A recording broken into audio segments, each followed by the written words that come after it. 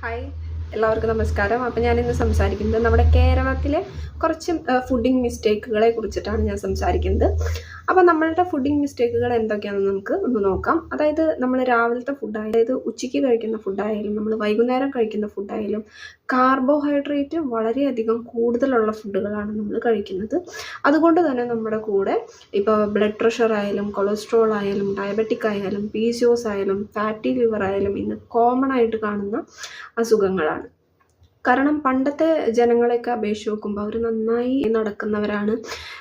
വീടുകളിലും പറമ്പുകളിലും എല്ലാവിടെയും നല്ലപോലെ ജോലി ചെയ്യുന്നവരാണ്, നല്ലപോലെ ദേഹാനങ്ങി ജോലി ചെയ്യുന്നവരാണ്. പക്ഷേ ഇന്നെന്ന് പറയുന്നത് നമുക്ക് ഫെസിലിറ്റീസ് വളരെയധികം കൂടുതലാണ്. അതുകൊണ്ട് തന്നെ നമ്മുടെ ജോലി തിരക്കും മറ്റു കാര്യങ്ങളും കാരണം നമുക്ക് എക്സസൈസ് ചെയ്യാനോ നടക്കാനോ അതിനൊക്കെ ബുദ്ധിമുട്ടുകൾ പല സിറ്റുവേഷൻ കൊണ്ടും ഉണ്ടായി വരുന്നുണ്ട്. അതുകൊണ്ട് തന്നെ നമ്മുടെ ജീവിതശൈലി അസുഖങ്ങൾ നമ്മുടെ കൂടെ തന്നെയുണ്ട്.